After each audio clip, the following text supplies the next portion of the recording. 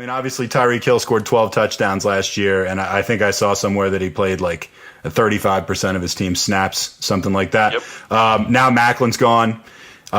Hill seems to be I hate that move. Yeah, you hate the Maclin release? I do. Well, talk to me about that for a second. I'll get back to Hill. Sorry, I don't mean to interrupt. No, go ahead. I hated it because I think Maclin still had something to prove. You got a guy that got married, a month and a half ago, and instead of going on his honeymoon, he was at OTAs. Mm-hmm.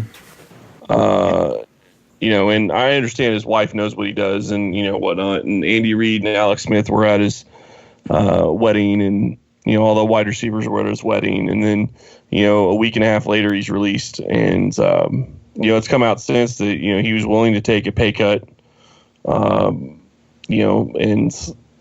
they didn't even approach him on it. And, I think, we actually had a podcast that went out today. We talked to Ben Albright, who has some inside information for Kansas City. And he said that, the Maclin deal was the last straw. It was the final straw. That's really what did Dorsey in when it came down to it. So really kind of hate the move, especially considering, if you could still have Jeremy Maclin on this offense to give those receivers one more year, I think that'd be very beneficial. What do you think he'll do over in Baltimore? Do you think that's going to be a good fit for him over there? I think it definitely could be. I think he's a fantastic wide receiver. He's great at running routes. He can take the top off of defense. He's got enough speed to do that. As long as he stays healthy, I think he's going to have a great year in Baltimore.